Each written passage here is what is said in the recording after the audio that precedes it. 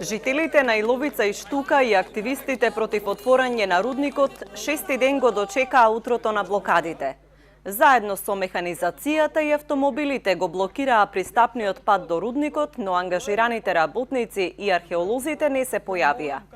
Активистите на Здрава Котлина и Еко Долина велат дека нема да ги кренат блокадите, се дури не се реши судбината на рудникот.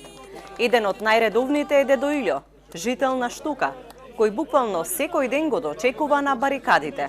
Тај рудник нема ништо ни да санира, ни да залече, ни да излече.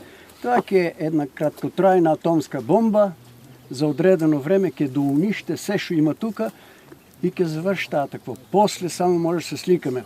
Значи сакам и ве предупредувам во дискусиите да не се става и това не држи дека ако не е руднико и да вработе едни бездомци тука в тие две села, ќе одат луѓето во странство. Миграцијата кој е постар тука знаат, постојала, постоја и ќе постоја. Вчера премиерот Заев рече дека судбината на рудникот ќе се одреди во вторник. Навести дека не се исполнети правно-формалните аспекти, а конечната одлука на владата ќе ја соопшти на почетокот на идната недела. Секако, најважно за нас е што тоа граѓаните зборуваат, но истовремено се важни и правно-формалните аспекти.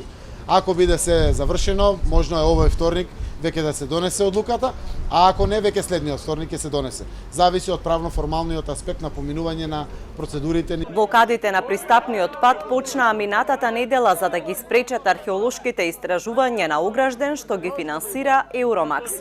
Жителите и активистите сметаат дека не смее да има никакви активности во услови кога е истечена концесијата на Евромакс.